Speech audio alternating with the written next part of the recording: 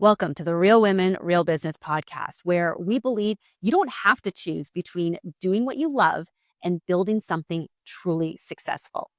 Each episode, we cut through the noise to show you exactly where your energy should go, how to eliminate what's keeping you stuck, and most importantly, how to tell the difference between what's actually making you money and what's just keeping you busy. Around here, we're all about helping you to work smarter, build stronger, and dream bigger. You've already built something amazing, but if it feels like you're stuck in a cycle of back-to-back calls, half-finished launches, and late nights just trying to catch up, you're not alone. Most women start their businesses with passion and drive, but somewhere along the way, they start settling for good enough. They want more, but worry it will cost them too much. And let's be honest, we spend so much time thinking about how to help others, we start feeling guilty for wanting to build real wealth or prioritize our own goals. That's exactly why I created the Real Women, Real Business Mastery Program to help ambitious women like you stop settling for just enough and start building a business that's truly aligned, where passion, profits, and progress work together, because making more doesn't mean sacrificing more. It means building smarter with the right support and the right strategies. If you're ready for sustainable success in a business you actually love running, book your free coaching assessment at aboutShaunaLynn.com/coachmate. Let's explore what's possible together.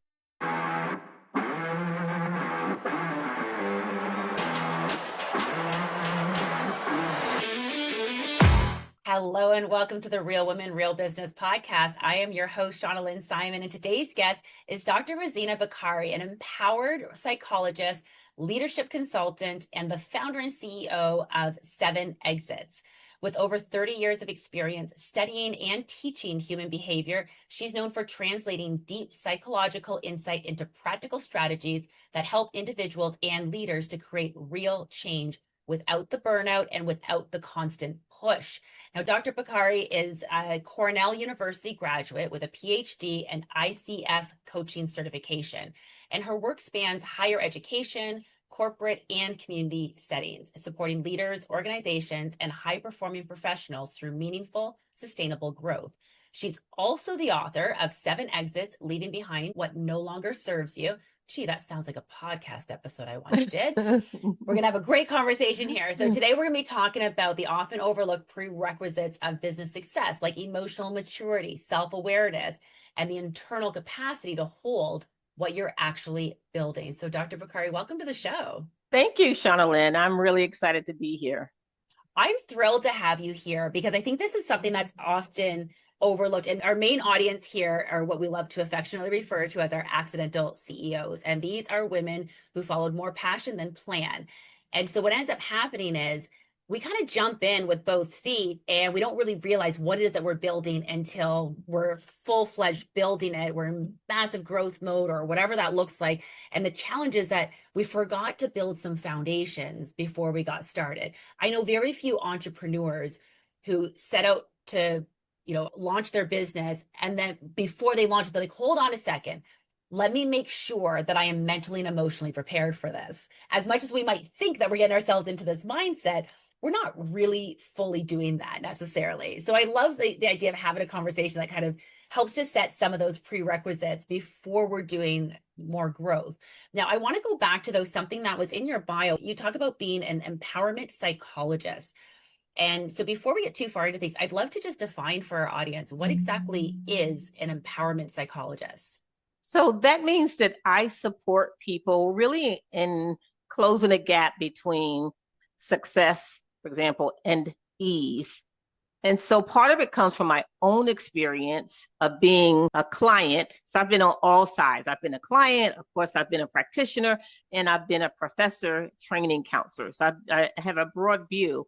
And what I found missing from all of the psychology pieces was empowerment. And so psychology is very much historically focused on getting people well in the same way that the physician is focused on getting well. That means your heart beats like it's supposed to, and you're not having any adverse reactions to things. It does not mean the doctor is not going to help you run a marathon. That requires a different Right. level of wellness. That's how I see empowerment. And so oftentimes this mental health stuff that we've been focusing on, it's really been an avoidance of mental illness, not mental health. And so empowerment says you deserve to be more than well. You deserve to really thrive in your life and see yourself present in your life, not just the absence of depression or the absence of shame or the absence of these other things, but really saying you get to create the narrative that you want to live in. So that's empowerment I like psychology. that reframing. It's a much more positive frame as well. I think you kind of hit the nail on the head that mental health often focuses on more of like what are we avoiding rather than what are we actually seeking to achieve. And I think oftentimes that can be how we act in business as well. We're reacting to the things that are happening in the moment and how do I avoid the negative thing that's coming from this, as opposed to how do I plan to be prosperous and sustainable and really grow in a way that feels natural and integral to what it is that I'm trying to build here. So you tend to work with a lot of really high performing women. I'm sure no one listening to this podcast is relating to this, right? You know, the high achievers, the high performers out there. What is the most common invisible struggle that you tend to find behind the success? Because I know I see a lot of it with clients that come to me where on paper they look great. Somebody comes onto their social media platform like, man, girl, you're crushing it. And Yep. meanwhile, they're like, I'm falling apart on the inside. What are some of the most common invisible struggles that these women are having? Most commonly, I think it's how we have defined success. And you don't really know it until you get there because, like you say, we're always looking at people. We're only looking at the external. And so we haven't yet developed our own definition for success. And so when we get there, we didn't know that it was going to feel this way. But we don't have the words for it because, like you said, people Mm. keep giving us accolades. And one of the things I always say also is that the higher up the ladder you get, the less invitations you will have to heal into self discovery or transformation. The more external accolades you get, the more people put them in front of you as what you're supposed to want. It's easy to get further and further away from yourself because you stop asking the big questions about what do I want, not what do people tell me what I get to become. Because what people Oh, tell you you get to become may be very different from what you actually want, what soothes your soul, what wakes you up in the morning with glee to get out of bed. That's not a list full of must do's. And that's the oh, life I want. I think that is so true. And, you know, it's not to say that any of us are living an unauthentic life or putting up a facade necessarily, but there is a certain image that we're maintaining at all times. And most people don't get to really see what's going on the inside. And we feel like, oh, well, we're expected to just keep it all together. We're expected to do this. And we start to identify with those expectations as, well, this is what I'm supposed to do, or I should be doing this. And I really hate the word should sometimes because, you know, I feel like we get these ideas of like, this is what I'm supposed to be doing. And we lose sight of why we got into this work in the first place. Like we set out to help people. And Right, that should still be part of our focus. But then we get so caught up in the latest marketing hack and the latest trending social media viral video or whatever, you know, and we get so caught up in some of these things that we forget the core of what we were actually doing. And now it seems like we can't ask for help because you can't tell someone that you just had a less than impressive month, especially if your less than impressive month is more than what they would normally make in a year. Like everyone right, has different levels of right, things, right? And I know that if I were to tell someone, like, oh, I only made $30,000 this month, and meanwhile, $30,000 is what they make in half a year or even in a full year, yep, they're not exactly going to have any sympathy for me. So, how do I, you know, explain? Well, you don't understand though. Like, I have a certain lifestyle, I have staff that needs to be paid, I have all these other expenses. I mean, like, right. more money, more problems, so to speak, sometimes, and the pressures that come along with that. And so trying to find the resources, the support, and your tribe, for lack of a better word, of like the people who you can surround yourself with, you can feel comfortable actually opening up about. What ends up happening, I guess, with a lot of these women is they're growing faster than they can kind of keep up with, like you said, some of these internal struggles that they're having. What does that end up costing them in life, like whether personally or professionally? Like, how does this end up showing up in consequences? I think it often ends up showing up in isolation, even when we're around people. So, for example, isolation from our families, either our children or our spouses or our friends, where we're with them, but we're not with them, where we're Mm, never present with people because our mind is always about how do I make up this gap in what I wanted to make? Or am I losing followers? Or am I going to get the speaking engagement? And so we end up living in this performance world instead of this being world, this presence world that fills our hearts, especially when, like you say, the people around you don't really understand. And even if they did, they don't necessarily appreciate what it is that we're going for or what the lack feels like in our lives. Like they want to be the lack that we feel, but right. they're not any longer. The lack we feel has come from a different external source now. And that gets to be really, really tricky and can interfere in aspects of our lives that we no longer pay attention to. And it could include the way that we treat our bodies in terms of health and exhaustion and whether or not we rest and that sort of thing, to, like I said, the absence of relationships, to internal depression while we have all the external goods. Yeah. And you mentioned earlier about how difficult it can be for women to kind of identify with the other people that are around them. And, like you said, like this isolation, like that to me really tracks. I feel like another thing you mentioned earlier is that we don't necessarily have the words for what we're experiencing. So if you don't have the words for what you're experiencing, how do you go out and find what's missing? Like if you can't put it into words how you're feeling, what you're experiencing, and correct me if I'm wrong on this one, but I would assume that so many women are probably like, well, I should just be okay with this. This is just a part of success. This is just a part of growth, right? Like it's all fine.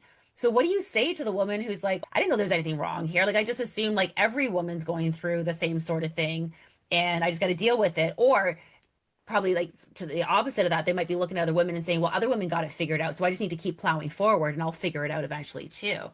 So, how do you give them the way to be able to identify not only what it is that they're dealing with, but how to get the support that they need and how to move forward? So, my basic framework for working with people, individuals, and businesses and corporations is through the 7 exits framework. That's what the book is on. And so, after a long history of teaching, supporting, and then coming into building my own coaching practice because I saw this pattern happening with me as well as other people, and really like this is something I took serious about figuring this out. Like we have to help people figure this out, particularly women who have so much responsibility to make things work in this world, that we have to be a part of figuring this out. And so really the whole 7 exits framework is built on that notion of my contribution to helping us figure this out. And so the idea is that while the world has been busy looking at accumulation, accumulation, accumulation, 7 X's ask, what is it that you need to let go of? Sometimes less is more. And so it puts into a framework these 7 barriers to you and happiness now. So these 7 exits are framed in a way that recognizes that you can clearly have success and still need to be looking at what you need to get rid of. And so it's not just about being not sick. It's like, okay, you've had the success. And so a lot of the frameworks are based on this idea that there's some limitation or some success that you're not having. 7 X's is built on a framework that says, I know you're successful, but let's look at where your ego lies. Now you're living in an ego performance world, right? So Mhm. hyperego is one of the exits. Let's look at silence and secrecy, another of the exits. What is it that you're holding on to that's taking up more space, even if it's just the secrecy of how unfulfilled I am in my success, much less some of Mm, the darker secrets that we bring into adulthood that means that we can never be fully known. How does that impact how I'm showing up in spite of my success? What is the right. complacency that I'm carrying in spite of my success? What is the indoctrination that's keeping me here instead of saying I'm ready to let this go? So it looks at these 7 specific areas to your question about how do I begin to unpack all of this and sort through and ask these questions. Why am I unhappy even though I am successful? And so that's really what the whole 7 X's framework is built on. So Oh, I love that. I want to dig into that just a little bit more. We're going to do that as soon as we take this short break. We'll be right back after this quick message. This episode of the Real Women, Real Business podcast is brought to you by, well, potentially you. Are you a brand or service that supports passionate female entrepreneurs who are ready to turn their vision into profit without the stress and overwhelm? Perhaps you're an accidental CEO yourself, now on a mission to make work and life easier for fellow passion-driven boss ladies. Our podcast is experiencing an exciting 30% month-over-month growth, reaching entrepreneurs who are building stronger, working smarter, and dreaming bigger. We have limited partnership opportunities available for brands that align with our mission of redefining how working hard looks and feels. Visit aboutShaunaLynn.com/partner to learn more about becoming a partner in our rapidly growing show. And welcome back to the Real Women, Real Business podcast. All right, welcome back to the Real Women, Real Business podcast, where we're talking with Dr. Bakari about her 7 exits framework. And so if I'm understanding correctly, then what you're saying is that the exits are about identifying what's actually holding you back and releasing those items. So when you're talking about an exit, it's about essentially releasing that barrier. Is that a correct way of interpreting that?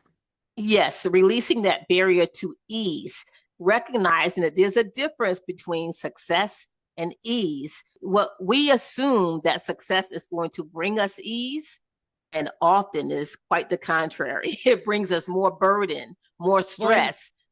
yeah, and in fact, this is actually something that I speak with my clients about often is sometimes I'll have someone come to me and they'll say, "Well, I'm boutique and I want to stay boutique." And you know what I hear when I hear someone saying that I'm boutique? What they're actually saying is, I don't want to get any bigger because I'm afraid of what that would look like. I think we assume that in order to grow, in order to achieve more success, we're going to have to double down on all the challenging things that we're doing, all the things that are taking our time. Like we've already taken time away from our family, from our friends, from our own social time, our vacations. And now the idea of trying to grow, we're like, so you want me to pull more time out of my life? Like, how am I supposed to do that? And I think that you're hitting on a real thing. There's these things that are telling us that, or these triggers that kind of tell us, like, oh, you've been successful and now you want to take it to the next level, but you don't have the capacity to take it to the next level. And I don't think that we fully recognize what it means to actually build a successful and sustainable business. And I think I'll admit sustainable has become one of those buzzwords like authenticity that like I live by these words because they're true to me, but they've also kind of become this everyone's promoting sustainable and it just became this Yeah. word that almost lost all of its meaning.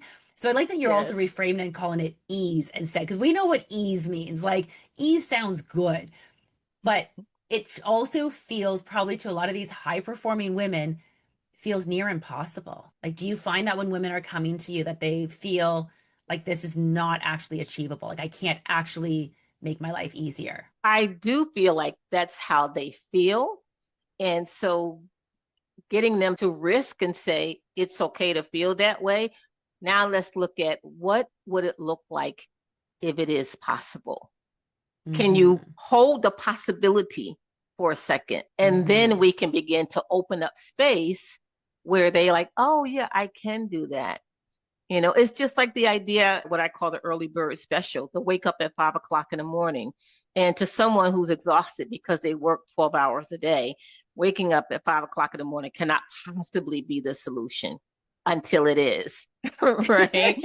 It's so true. It's so true. Like I am definitely a member of the 5 a.m. club, more like the 4:15 club, but Right. and honestly, If you would have known me, especially in my 20s, oh my goodness, I was the night owl. I would go to bed later than I now get up, like much later. Like I was that person who stayed up all night and slept throughout the day. And I can remember calling my mother at like 9 o'clock in the morning one time, and she was like, "Oh my gosh, I'm impressed you're up." I'm like, "Mom, I haven't been to bed yet. Like, what are you talking about?" Like that was, and so if you would have told 20 something me that there was going to be a time in my life where I was going to be so excited to get up at 4:15 a.m. Like when my alarm goes off, like boom, I am out of bed. Like this is prime time for me. I'm so excited to get up. And so it is the solution for me. But I can also understand that when you're battling fatigue, like I'm someone who has recovered from adrenal fatigue, and I had chronic fatigue for several years. It was incredibly challenging to navigate.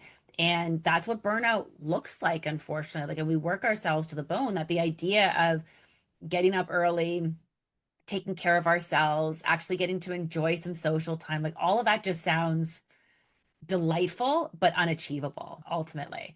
So your 7 exits framework, you've got the book, but if someone, let's say they read the book and they're like, okay, well, I still need some more help with this.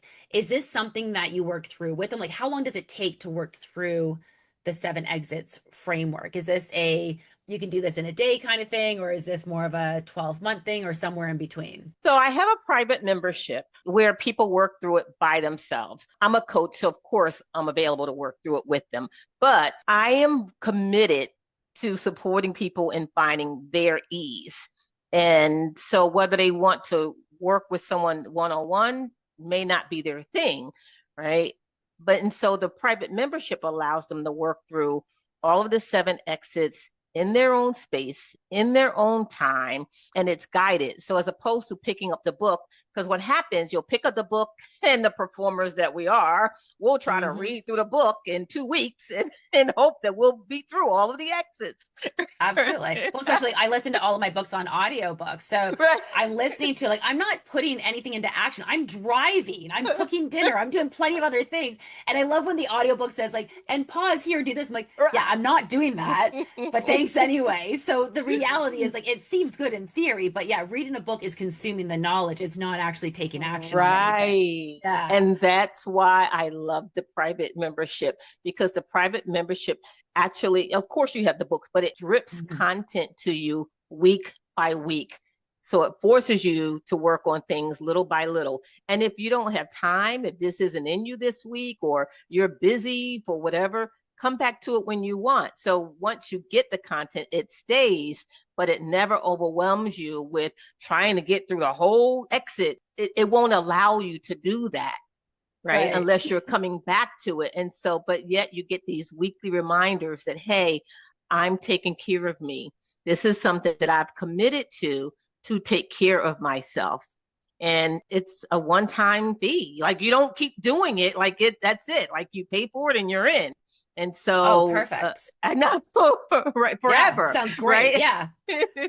Right. And so then maybe 6 months you decide, oh, I want more. I want group engagement, or I want one-on-one. Then it can grow into those tiers. But I really wanted to build a private space for people who are ready to get serious about their own transformation, but still need space and time to figure out what it looks like. So, Mm-hmm. Can you give us an example of, what it looked like for someone to go through this membership, or even just working with you, and kind of like what they were like when they came to you, and what were some of the things that they identified with? Obviously, like, we'll maintain sure. confidentiality. Don't need you to share anyone's names or anything, but I'd love to kind of understand a little bit better about some of the sort of the ahas that people had going through this program. So one of the ahas, I think the biggest aha people have, is that I'm talking about successful people. And usually when you read people, when people go to get help, people remind them how unsuccessful they've been. This is why you haven't been successful, right? So one, Oh. I think it's the framework of saying, I see your success. I know you're successful. Now let's talk about why your life doesn't experience the ease that you want it to. So I think that's Mm. the first aha. It doesn't require people to hold on to some sense of deficit, right? Right. That there's something they haven't achieved. And so then each exit, I think, surprises people in the clarity that it gives them, the vocabulary, the understanding. The feeling that I get a lot of times is that I didn't think anyone knew, and I didn't think there were words for this. When I was writing this, I had a few friends, of course, read through it. And I stopped after like the second or third friend. I stopped asking my friends to read it because they kept saying, like, why are you writing about me? And it's like, promise, I promise, I promise I am not writing about you. I am not trying to reveal. These are not based on our conversations together, right? But I think the feeling that people get is why are you writing about me? And so I think people don't get how universal many of these experiences are. And that's why we don't talk about it. And that's why we don't process through it, because somehow we think that we are the only ones trying to not carry this burden. And so when someone puts it in words for you and asks you to look at hyperego and list these ways that you're likely responding to the world that create defenses instead of connection, then it's like, oh, things start to click. And so the exits build on one. It may be an exit that really burden you more, but if you try to take just one exit and work on it, it's like trying to spot reduction in weight. Like it doesn't, you can do it a teeny bit, but it doesn't work that way. You think it's only your arms that's flabby until you go to the gym and you realize everything's bouncing around. Yeah. And so that's kind of how it is. So people begin to think more clearly when they have expressions and words like, oh, and so the program will ask you, because it's experiential, like, what happens if you watch yourself? Because people say, well, pay attention, self-awareness, but they never tell you what you're supposed to be aware of. 7 Exit does. So it says, okay, these are 7 defenses. I want you to watch them every week and see what shows up for you. How are you showing up in those spaces? Are you getting what you want? And what are you doing when you're not getting what you want? So it tells you specific things to look for so that you can slowly churn from external to internal. Because what happens as we're processing through this and the feelings start to be darker instead of happier, start to be heavier instead of lighter, we start turning ourselves into victims. And that's when we begin to go down a rabbit hole. We assume that we're here because someone had expectations or there's some injustice in the world, and we start to lose our sense of empowerment. So the idea of 7X's is to get people to start looking internal so that you no longer look at any of your positions from a position of victimization. Now, if you work 80 hours a week, there is nothing wrong with that at all, as long as you are willing to take responsibility for your choice, not for the demand that's placed on you, but for your choice. So now, whatever sacrifices that you make, whatever choices that come out of you for whatever you want are okay, but you must take ownership for them. And I think that's so key because it is so true. I mean, anyone who's ever been through any sort of new product or service launch, new campaign, writing a book, anything like that, you're going to push some boundaries that you normally have set to get those things done. And sometimes that's a choice. Like I take most weekends off work, but there are weekends where I choose to work on certain things that really excite me, that energize me, that I know I need uninterrupted time. And it's harder to find that uninterrupted time sometimes during the week. And not only that, but during the week, I'm in this kind of work mode that I don't let the creative juices flow as much as they're able to on the weekend. So I give myself permission for that. But it is, to your point, I'm never resentful of, oh, I have to work this weekend. Because it kind of goes back to what I was saying earlier, but I don't like what should you be doing, what's expected. It's, I don't have to work. Ultimately, this is my business. I get to do whatever the heck I please. But sometimes the demand is so high that you're feeling like you're working 80 hours in the week and you are feeling resentful. Whereas if you make a choice, I'm going to work some extra hours this week because it's going to be worth it. It's going to be exciting. And this is something I want to do, something I choose to do. That has a very different internal perspective and different connotation to it as well. And so listening to what you're saying here, I think that this is really powerful about the 7 exits. But I think where I'm thinking the audience might still be struggling is, how does someone know that they need the 7 exits? How is someone identifying? Because you mentioned that when all your friends were reading your book, they were like, oh, you're reading about me. How do they know that they're going to identify with your book and with your program if they're listening to this podcast right now? What are some of the triggers? Because I think we're not identifying them the same way that you would. Like, how are they showing up in ways that we're not necessarily listening or paying attention the way that we should be? A couple of questions I would ask. And the first one is always, when you get out of bed in the morning, what's your level of joy? For many people, that level, if I ask them to put it on a scale of 1 to 100, what's your level of joy before anything happens to you in the world? Before you get the good phone call or the bad phone call or the coffee's not tasting well, like just when you open your eyes, what's your level of joy? If that's below an 80, even if it's a 79, then if you start to ask yourself, what would it look like to be a 99? I want my daily level of joy to be a 99. That's where I want, that's become my expectation, right? And so, and if it's not a 99, then it's like, okay, it's a 90. But what I don't want it to be ever is a 60. And for many, many people, it's a 60, it's a 50, it's a not real. And so I would just, what is your level of joy without any input from the world? I like that too, because I think that sometimes when we're in those seasons of like, it's a 60, my level of joy right now is a 60.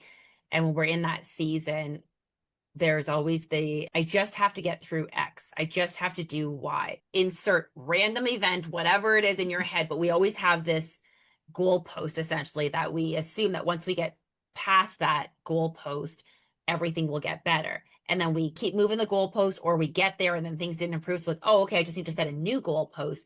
And Yep. so I think what you're saying is, if you're noticing that something's not right now, instead of chasing that next big idea, chasing that next opportunity, not to say that we're not going to go after those things. Obviously, we do need to take opportunities where they come and pursue the things that we want to pursue. But you're basically saying like, it's time to stop and take stock essentially of, are there areas that we could be making our lives a little bit easier so that we can face the day in a way that allows us to be much more open to those opportunities? Right. So we have to flip the assumption that success is going to bring joy. It's the opposite. Joy brings success. When you It's put so true. joy, yeah, when you approach it with joy, because you're not in hyper ego mode and you're not carrying weight of silence and secrecy that you think no one knows, and you haven't slipped into complacency and you're not full of indoctrination. When you are lighter on those things, you'd be amazed at how much quicker you see opportunity or that you can create opportunity. But we've I been think taught to do it the opposite. And I think you absolutely nailed it with that. It's so true. I think that we can't open ourselves up to what's out there if we don't have the bandwidth for it. And that bandwidth doesn't exist if we're not enjoying what it is that we're doing. Once that passion starts fizzling out a little bit, and that's the way that I tend to recognize it with my clients, is that, they come to me and they say, like, I'm just not passionate about my work anymore. And I don't know if I'm in the right career, or I'm thinking about closing things down. Like, and that is something that it can actually be reignited. But until we can reignite that passion, you're not going to continue to grow and to continue to succeed, because you don't have the bandwidth to properly see things objectively, to see where you Yep. actually want to take things. And there is nothing more dangerous than having a business that you've let outside factors and other people essentially dictate where it's going, because you have found like, Yep. oh, I'm supposed to do this and I'm supposed to do that. And next thing you know, you look up one day and it's not what you were setting out to create. And sometimes some of the pivots that we take along the way are great. Yes, we want to, these opportunities come up that we couldn't have dreamt of previously, and we roll with it. But we have to be constantly realigning ourselves to acknowledge, like, is this actually the direction that I want to go in? And so when we start with joy, and obviously I have kind of a 2-question filter that I often use when it comes to figuring out, what am I going to work on today, or should I take this opportunity? And the 2 questions are, does this bring me joy, and does this make me money? Because it's great to have joy, and you need to have something that just bring you joy Yep. and don't necessarily make you any money. And absolutely those make sense. But try telling that to my mortgage company, that I Right. chose joy over making money 99% of the time this week. So ideally, it's going to do both. But when you lead with joy, it's much easier to find the money that makes the most sense for you and your business. Exactly. We're talking about what leads. And that's why also going back to the 7 X's, they're all important because one of the X's is complacency, right? Joy does not slip you into complacency. Fear does that. And that's Yes. right, really. Like you just, oh, I'm just choosing joy today. No, you're choosing fear today, right? There's a difference. So Yeah. that's why looking at all the X's is really important. Okay, so someone listening to this right now, though, is probably like, okay, this is a lot to take in. Where do I start? If someone's saying, like, this is me, what's the first small step that you would recommend they take within the next day, the next week, or whatnot? Like, what's kind of that first small step that someone can take to get started? A small step would be to visit this 7x's.com and try the 30-day trial membership. It's an easy thing. There's no credit card you need or whatever, but Perfect. explore, what else is out there for you or what this might look like for you. So I definitely recommend that. And then the second thing to do nothing is just to ask the different question of what does joy look like in my life? Most people will say they don't know. And therein lies your answer. If you Right. can't really define for yourself what joy looks like, not success, because sometimes when you ask people, what do you want? They'll start naming success, things that they can be Sure. successful at, not Yeah. what brings them joy. Right. Right. And so really start asking yourself questions about joy instead of success until you start getting different answers from yourself. I think that's fantastic. Oh my goodness. This has been such a fantastic conversation. Dr. Bakari, I so appreciate you joining me today and sharing your 7 exits framework with the audience. If someone's looking to connect with you, then, so you said the membership's at 7exits.com, and that's where they can get that 30-day free trial, no credit card required. Is that right? Exactly. And they can email me at drb at Amazing. That's 7exits.com. nice and easy. Wonderful. I Yeah. appreciate it. Well, Dr. Bakari, thank you so much for joining me on the show today. I've truly enjoyed this conversation. I think our listeners are really going to enjoy it as well. Thanks, Shauna Lynn. It's been a pleasure. Amazing. And listen, if you're listening to this episode, what we're saying here is resonating with you. Of course, I hope that you will continue to allow us to be a part of your journey each week when we drop new episodes every Tuesday morning at 7 a.m. Eastern Time. Don't forget to subscribe to us wherever you get your podcast. And if you've got a moment, I'd love it if you could leave us a review on your favorite podcast platform. It really does help the algorithm. But as always, the best way that you can show your support, not only for this show, but for your fellow women entrepreneurs, is share this episode with someone that you know is really going to identify with the things that we talked about today. I think that, as Dr. Bakari said, so many people in her life, when they read her book, they really saw themselves in it. So I guarantee there's someone that you know who could really benefit from this episode. Please share it with them. It'll certainly help us. It make me very happy, and I know it would help them as well. And that's how we continue to help to raise each other up. And until next time, keep thriving.